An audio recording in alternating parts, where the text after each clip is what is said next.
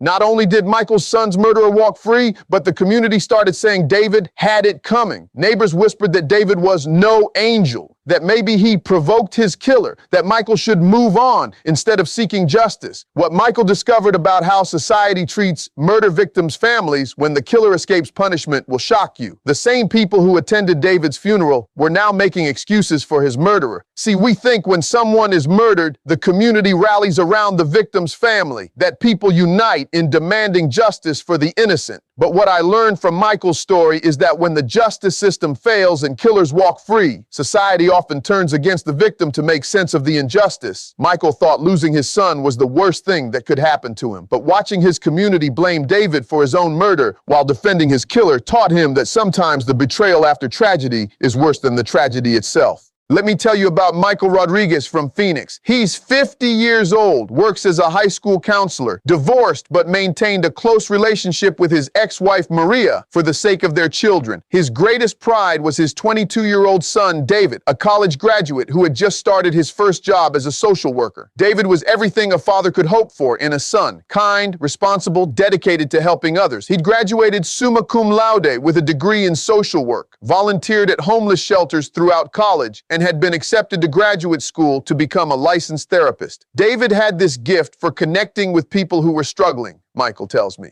He could talk to gang members, addicts, homeless veterans, anyone who felt forgotten by society. He wanted to spend his life helping people nobody else would help.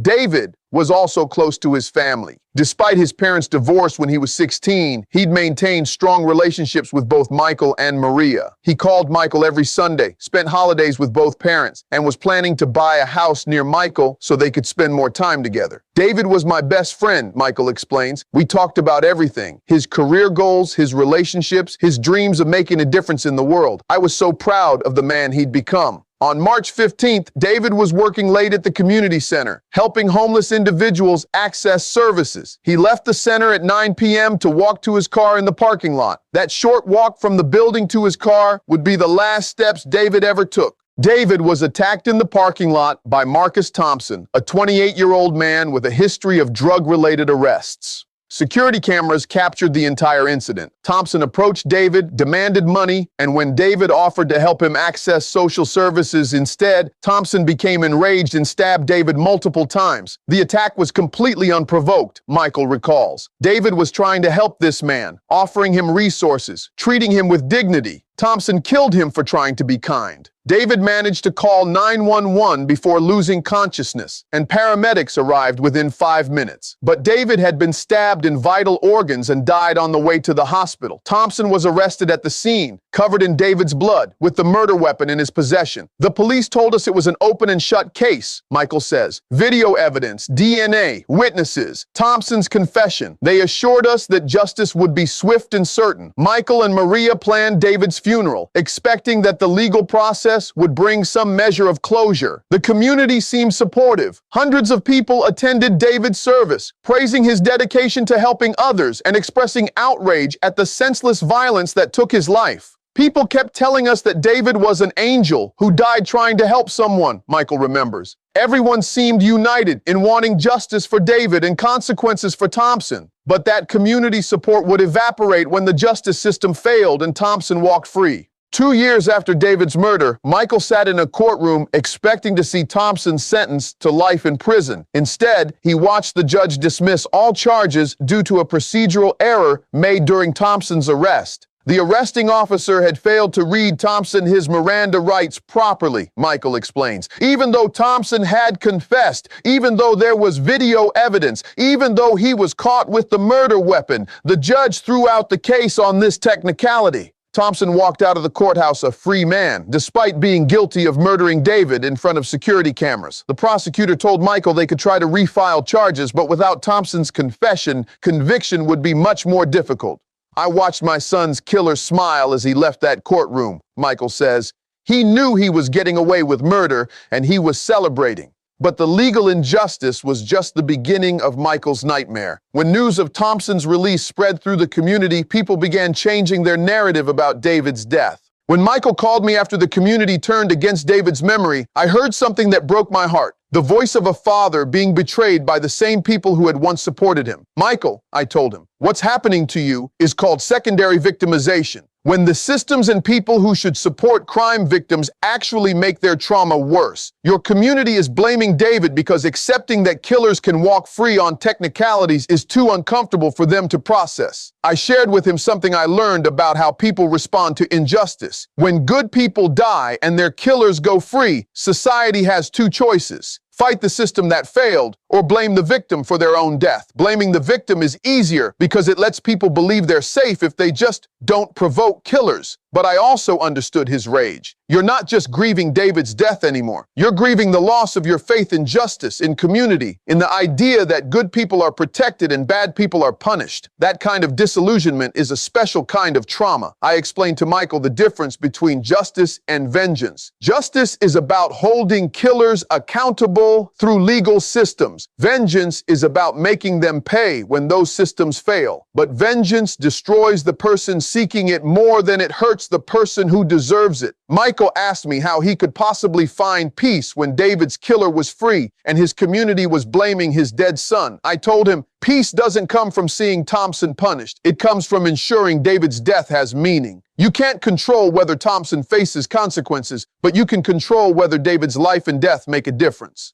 Over the next year, Michael and I worked together on what I call justice advocacy recovery, transforming rage and injustice into meaningful action that honors your loved one's memory. First, we processed Michael's complex grief. You're not just mourning David's death, you're mourning the failure of every system that should have protected him and supported you. That's a different kind of grief that requires different healing approaches. Michael started working with a therapist who specialized in secondary trauma and injustice-related grief. Second, we channeled his rage into advocacy. Your anger at injustice is righteous and powerful. Instead of letting it consume you, use it as fuel to prevent other families from experiencing what you've experienced. Michael began researching legal reform, connecting with other families whose loved ones' killers had escaped justice on technicalities. Third, we focused on preserving David's legacy. David died trying to help someone who didn't deserve his kindness, but his commitment to helping others shouldn't die with him. You can continue his mission in ways that create the change he wanted to see.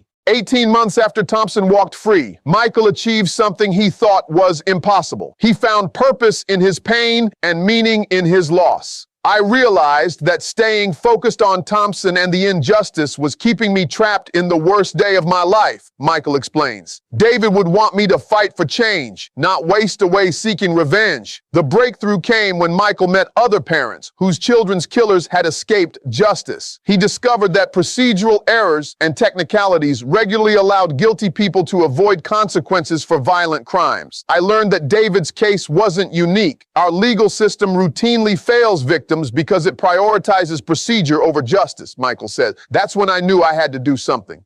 Michael's transformation into an advocate created real change. Within 2 years of David's death, Michael co-founded Justice for Victims, an organization that advocates for legal reform. He successfully lobbied for state legislation requiring better police training on proper arrest procedures. Michael helped pass David's Law, which allows certain evidence to be admissible even when procedural errors occur. He provided support to over 50 families whose loved ones' killers had escaped conviction. Michael testified before Congress about the need for federal judicial reform. He established a scholarship fund for students pursuing social work degrees. Michael also found peace with his community by focusing on the people who continued to support him rather than those who had turned against David's memory. What Michael taught me through his journey from rage to advocacy is that injustice can either destroy you or transform you into an agent of change. Here's what every person facing legal injustice needs to know. First, when the justice system fails, people often blame victims rather than confront the reality that innocent people can suffer without consequences for their attackers. This secondary victimization is common but devastating. Second, your loved one's death can have meaning even when their killer escapes punishment. Fighting for systemic change ensures their death contributes to preventing future injustices. Third, seeking vengeance against individuals who harmed you destroys your own life without truly honoring your loved one's memory. Channel that energy into advocacy for broader change. Fourth, legal technicalities that free guilty people are symptoms of a system that needs reform, not evidence that your loved one deserved their fate. Fifth, Communities often abandon victim families when killers escape justice because accepting that reality is too frightening. Find support among people who understand injustice. Sixth, grief from murder is complicated by anger, and grief from failed justice is complicated by betrayal. Both require specialized support and healing approaches. Seventh, you cannot control whether individuals face consequences, but you can control whether your advocacy prevents other families from experiencing similar injustices. Eighth, your loved one's character and worth are not determined by whether their killer is convicted. Their life had value regardless of whether the legal system recognized it. If you're facing legal injustice right now, remember what Michael learned. Your loved one's death doesn't become meaningless when their killer escapes punishment. It becomes an opportunity to create meaning through advocacy, reform, and supporting other families facing similar betrayals. Michael couldn't bring David back or send Thompson to prison, but he prevented dozens of other killers from escaping justice through the legal reforms he championed. Thompson remains free, but he lives knowing that his crime led to changes that will hold other killers accountable. David's death became a catalyst for justice reform that has protected countless other potential victims. That's not just surviving injustice, that's transforming it into justice for others. Remember this. When the system fails your family, you can work to fix the system for other families. When your community abandons you, you can build new communities of people who understand injustice. Michael learned what every victim of injustice needs to learn. You cannot always control whether justice is served, but you can always control whether your response to injustice serves others. Y'all remember that. Your loved one's life had meaning beyond their death, and their death can have meaning beyond punishment for their killer. Sometimes the greatest justice is the change that emerges from injustice. When killers walk free, you can choose to become the person who ensures fewer killers escape consequences in the future. That's not just honoring your loved one's memory.